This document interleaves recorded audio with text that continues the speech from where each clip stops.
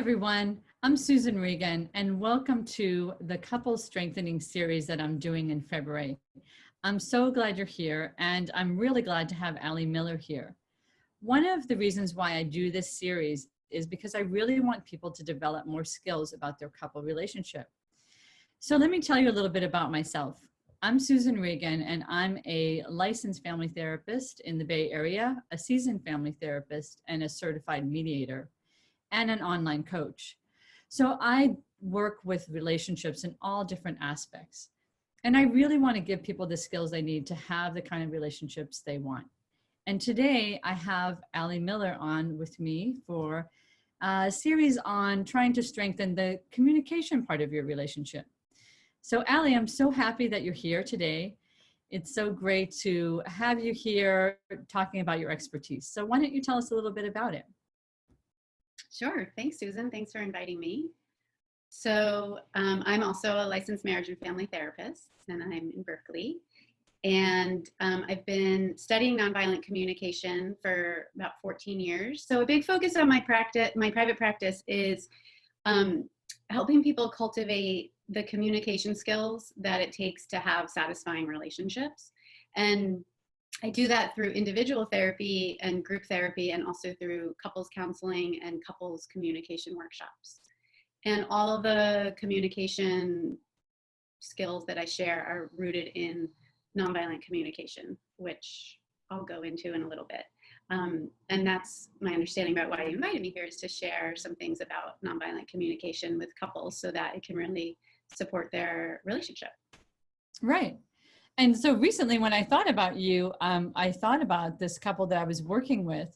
And oftentimes in like therapy, when you do couple therapy weekly, it's really not enough support for the clients to not only tell you what's going on in their life, but to develop skills. And so I always feel like it's important for couples to know maybe a few areas of where they need to develop more skills so that they can practice their skills outside in the world and then come back and talk with me in couples therapy format about what's still problematic in their relationship. So I always feel like it's skills and insight and practice that helps people change their relationship.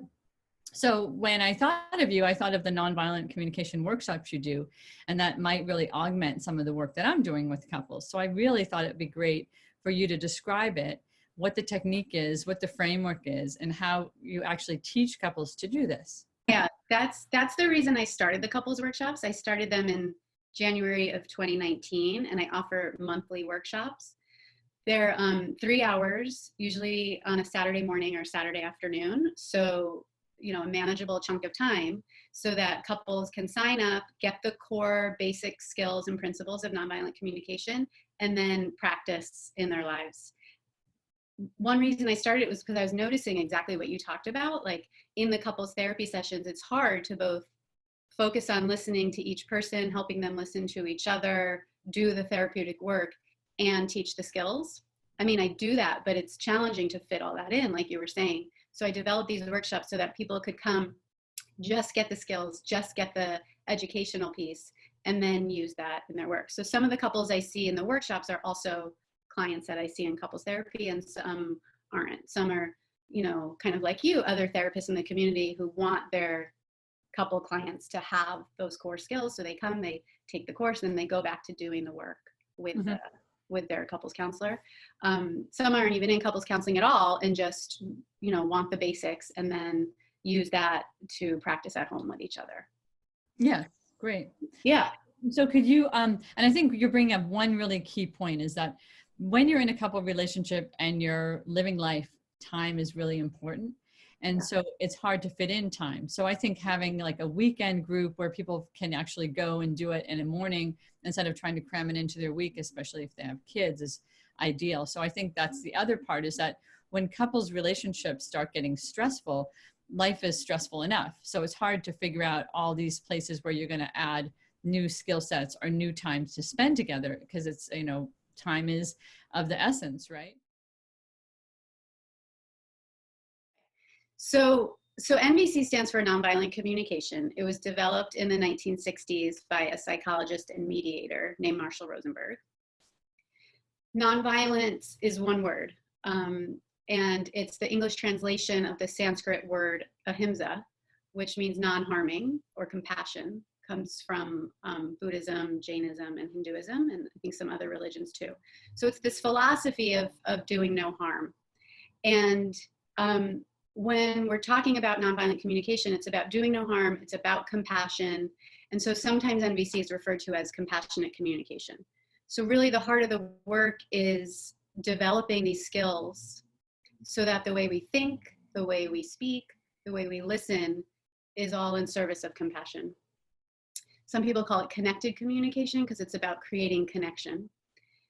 Some people call it empowered communication. So it's really about communicating in a way that creates more compassion and connection and doesn't cause harm.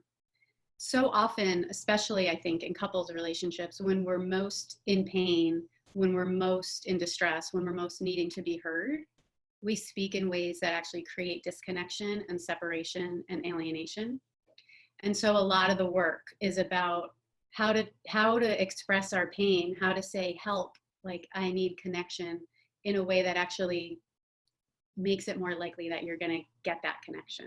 Mm-hmm, mm-hmm. Right? So most of us have been trained, like when we're in pain, we blame, we judge, we criticize, we make demands.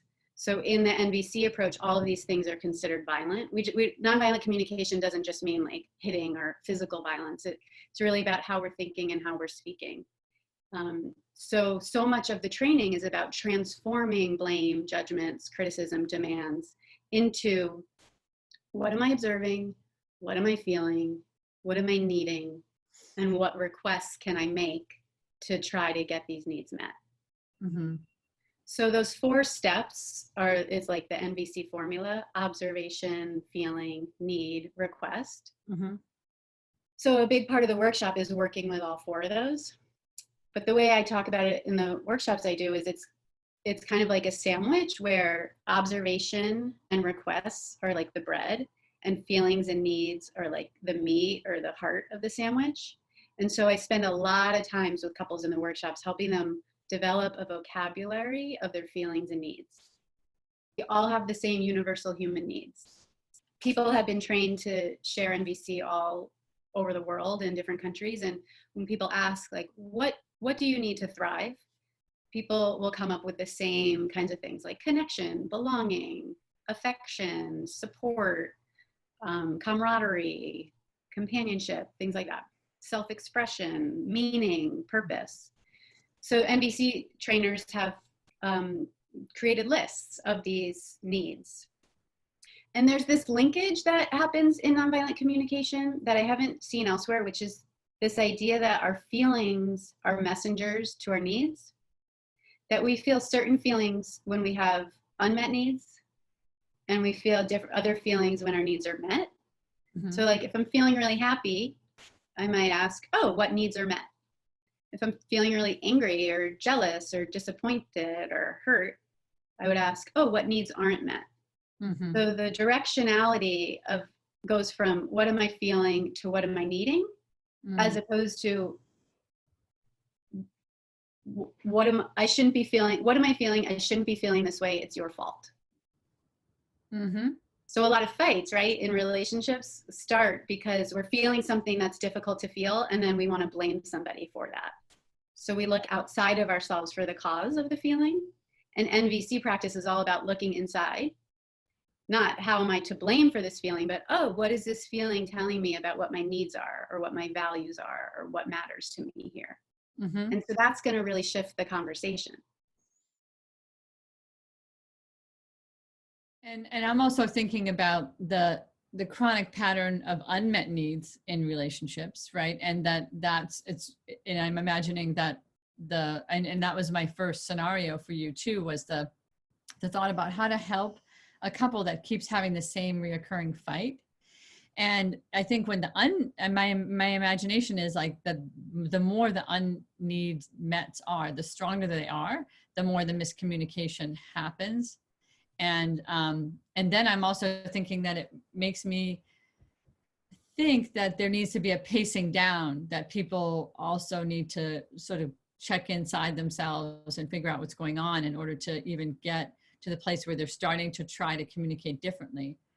or inquire within Exactly. themselves differently. Yeah. Exactly. That's like the core skill. Like if there's one thing that I would say is most important in this communication practice, it's self-connection. It's knowing what's going on inside me. Because if I don't know what's going on inside me, I'm going to be blaming, judging, criticizing all over the place. Like it's just, you got to know what's going on inside you in order to be heard. Mm-hmm. Mm-hmm. And the idea is like, if I'm talking, most likely it's because I want to be heard. So how can I express myself in a way that increases the likelihood that someone's going to be able to hear me, as opposed to increasing the likelihood that they're going to get defensive, right? Anytime someone hears like, oh, I did something wrong or I'm to blame, we're just human. We get defensive and then we can't hear the other person. So a lot of the work is like knowing what's going on inside me on a feelings and needs level, so I can communicate that to increase the likelihood that I'll actually be heard and potentially even get my needs met. Mm-hmm. Mm-hmm. Yeah. Yeah. So with the scenario of the chronic fight that the couple has, the same fight that they have over and over again, another element of when I hear that scenario is that one person always feels like they're the one to blame for the problem. So how would you use NVC to break out of that? Like when one person feels like they're the identified problem in the relationship. Yeah. Right. So there's, from the start, right, there's this blame dynamic. Like, I'm innocent, you're guilty. Or I'm guilty, you're innocent. I'm the one to blame, it's my fault, right? So that's all in the land of kind of judgment and analysis and blame. So then the work is to get in touch with, okay, so you could just start with like, what did I do wrong, quote unquote. In MVC, we don't use the ideas of right and wrong like that, but to just start the conversation, it's like, okay, so what are we saying I did wrong? To get clear on what the actual behavior is, that's the problem. And so that connects up with the observation, right? We talked about observation, feeling, need, request. Mm-hmm. So we want to start with, what's the observation? What is the behavior that we're saying is problematic? And then there's this NVC principle that says everything anyone says or does is an attempt to meet needs. That these universal human needs on this list I showed, that these are the motivations for everything we say and everything we do. So if the problematic behavior is like coming home really late or whatever it is, like not listening or yelling, or we want to get curious, okay, what needs is that person attempting to meet by doing that behavior that we're labeling problematic? Mm-hmm. Does that make sense as a starting point? Yes, it makes sense. Yeah. I'm also thinking about the person that's blaming also has these needs, and that's what they're trying to do by blaming, right? Is they're not getting that need met by asking for it or inquiring what it is that's going on for them. Yes. Like I'm feeling like I'm not important to you. Right. I have a need to matter. Mm-hmm. Yeah. Mm-hmm. Okay, so that's, and I like that. I like how you broke it down and explained the history of it. And I think it is a skill development thing. So then in terms of people like starting to break down what they're doing, I also wanted to say that I will add those handouts that you said as a link here so people can see the examples of what you're talking about. Right. And there's another more complicated dynamic that I see. And I think this has to do with typically, couples try to achieve a lot together. They buy houses, they have kids, they do have jobs, they do a financial picture together, and then they try to have an intimate relationship, a social life, an extended family, sharing extended family in some way. So I often see that couples are stressed out by all that they have to manage in their life, and that leads to a lot of miscommunication and unmet needs. So how do you deal with external stressors and the theory of nonviolent communication or the technique of nonviolent communication? Yeah, so I mean, let's be real. Like, there are so many stressors in the modern world, and when we're trying to maintain a connection and an intimate relationship, there are a lot of constraints. There are a lot of stresses just in being an intimate relationship in a, world that doesn't really support families that well. So, we're all kind of in our separate little boxes. And so there's not a lot of community support, which makes it much more difficult. I just want to acknowledge that. And so ideally, and this is never easy, and sometimes it's not even apparently possible, but ideally we have other sources for support, that we're not just leaning on our partner for emotional support, right? That if there's some sort of conflict between me and my partner, I have somewhere else to go, ideally a couple of different strategies, a couple of different options to get heard, to get emotional support, so that I can then come back to my partner and actually be able to listen to them, right? So much of what I see in my practice is like both partners are dealing with so much stress and needing so much support that neither actually has the capacity to be there for the other, which is really common and also really tragic, because usually when relationships start out, it's like, there's so much mutual support. And then as all these life stressors that you described come in, it's just, there's less time, there's less space, there's more competing things in our lives. So it's one reason I'm such a big fan of both NVC and therapy, because it's like you're finding outside sources of support to nurture your relationship.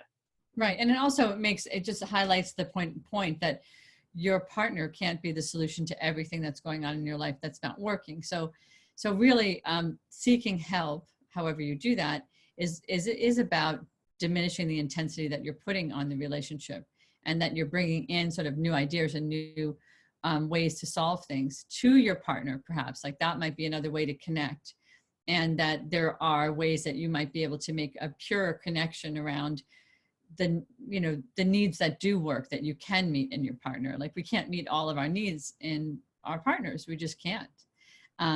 It also makes me think about the stigma about getting help.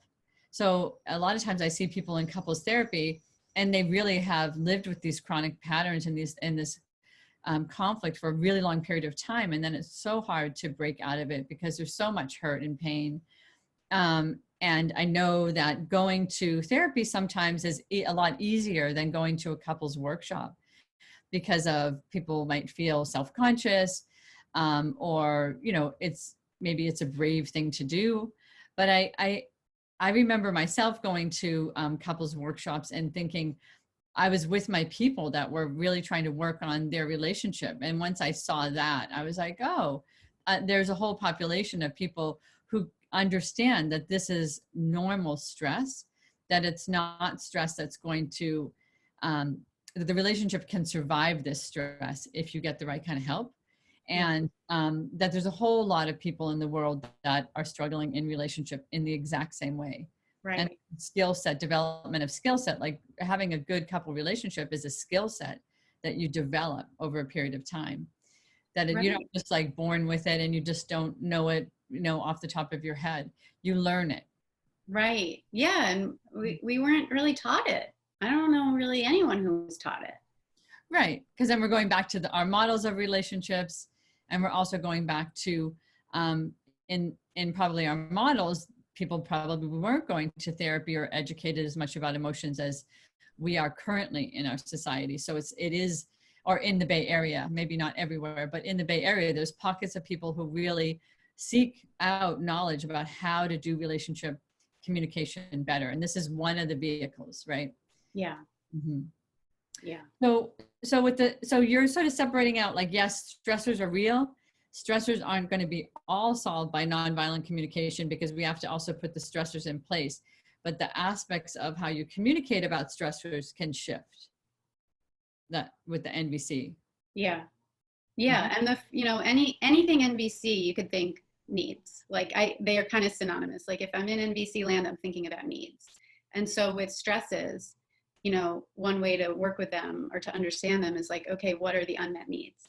And it's not like, I mean, we don't live in a utopia yet, and we're human, right? So it's not like we're going to get all our needs met all the time. Right. But can we identify the needs and can we hold them with care? That's how we talk about it. Like, can we hold the needs with care? Like, this matters. Like, rest matters. You know, like downtime matters. You know, financial security matters, right? Like, as we're trying to figure out how to make a life where we have more rest, where we have more financial security, where we have more time for loving connection, like, even if we haven't arrived, can we hold that that's what we're up to? We're trying to meet these needs.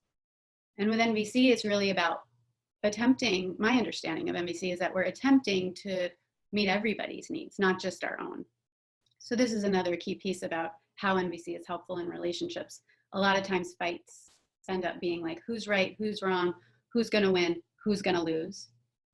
And NVC is like, how can we actually attend to both of our needs? How can we, and that starts with identifying what they are. But how about the couple who hasn't sought treatment and has been in conflict for a long time? How would you get them into this mindset so that they could practice it? How could you get them out of anger and fighting into this mindset? Yeah, so I think of conflict as we're both trying to get our needs met and we're not getting our needs met. That's why we're fighting. So to really get curious about, okay, so what are the underlying needs here that I'm trying to get met through fighting, right? Like, what is the beautiful underlying value or thing that matters to me that is motivating all this anger, that is kind of behind all this adversarial kind of way of communicating? Mm-hmm. Mm-hmm. It shifts, you know, it shifts the whole conversation from like, you're a jerk, you're rude, you're the problem, to, Mm-hmm. oh, I'm really longing for this. Are you really longing for that? Mm-hmm. Right? Yes. Yeah. So it's a shifting of the conversation and getting people to start getting out of almost a superficial conflict part of the conversation, which is the distancer, to getting more into the compassionate part of the conversation, which is, wait, there's needs here that aren't being met on both sides. Exactly. Maybe start by just understanding what those are. That's right. That's it. Mm-hmm. Mm-hmm.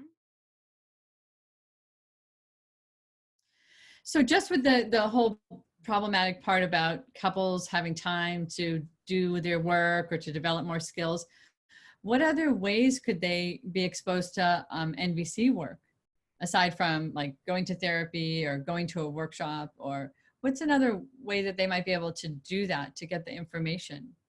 I mean, the great thing now about all these online resources is that there's a lot of online opportunities. So like, I teach through Mindful Schools, a mindful communication course, which is basically NVC combined with mindfulness. Uh-huh.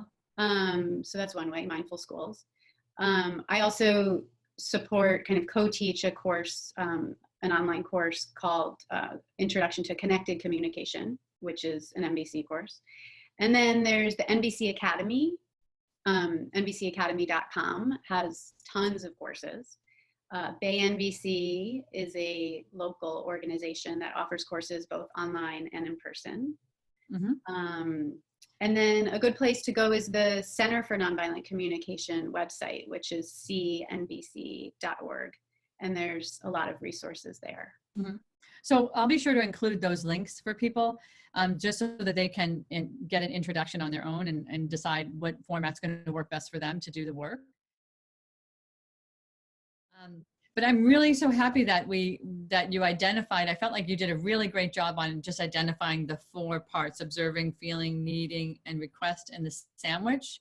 I really like that. I think that's a real manageable way of thinking about something, that, you know, the observing is first, the request is last, and the in-between is translating the feelings and the needs.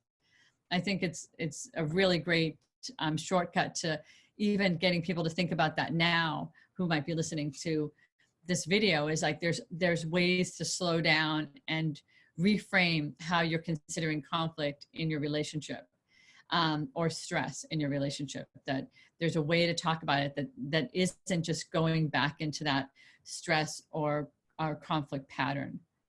Yes, right. So it's like, what happened? That's the observation. How am I feeling in relation to what happened? What are my feelings telling me about what's important to me here, or my needs? And what would I like the other person to do to help me meet my needs? Mm-hmm. Yeah. Great. So I think as a final summary, I wonder if you could share a way that NVC has changed maybe your connections with people. You know, I'm sure people use it. I know people will use it in all their relationships, not just their intimate partners, because I think it's a really great philosophy to consider. But if you were going to think about what's been so inspiring about the work personally. Yeah. So much, but I feel in this moment, what comes up most is self-compassion. Like in a lot of my relationships, one thing that has come up for me is like self-blame, self-criticism. And there's like a shutting down that happens, and like a kind of a withdrawal that happens. And with NVC training, with this emphasis on, oh, my feelings are letting me know that I have needs and my needs matter. Mm-hmm. Like it's just been, with all the NVC training, it's been drilled into my head over and over again that my needs matter. So that helps me have more compassion for myself, that if I'm having a reaction to something that somebody else did, it matters. So the inner critic that used to come in all the time to kind of diminish my experience and keep me kind of quiet is way softer. I hardly even hear that critic anymore. And when I do, I know that even the critic is attempting to meet needs.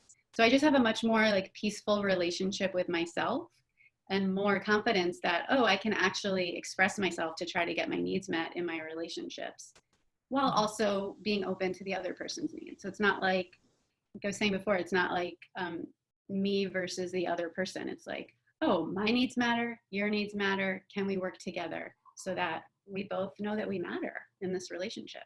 Mm-hmm. Yeah, I love that.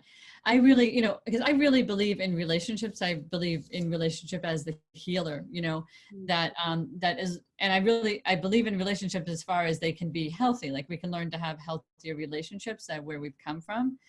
But in terms of relationships in general, I think the only way to really build the base is to have this really healthy relationship with yourself. And the luxury of maybe being therapists is that we're always thinking about the work of doing therapy and working on ourselves. So it's a constant, for me, it's been a constant reminder. So it's the luxury of being in the field and always being very cognizant of the work that I need to do to be able to develop myself to be with people in a healing way. But in terms of the future and just building the blocks of having a healthy relationship or having the kind of relationship you want, the key, I think, is just continuing to work on yourself. So I really like how you said, like when you got that down, when you started to, know that you mattered or that you had needs that were unmet, you could start addressing them yourself. And then you had a lot more room to be available to somebody else. And Yeah. that's so important, because I think sometimes when we're not doing our own work, we don't have any idea where all our angst is coming from. Yeah. And all of our pushing somebody away or distancing or getting into unhealthy dynamics, we can't see clearly. Yeah. So, working on oneself is the way to having healthy relationships. Yeah. Yeah. So good. Is there anything else you want to say in summary? Is there any other ways that you might want to tell people about things that you're going on, or ways that they could keep in touch with you? We'll have links available after the talk. Great.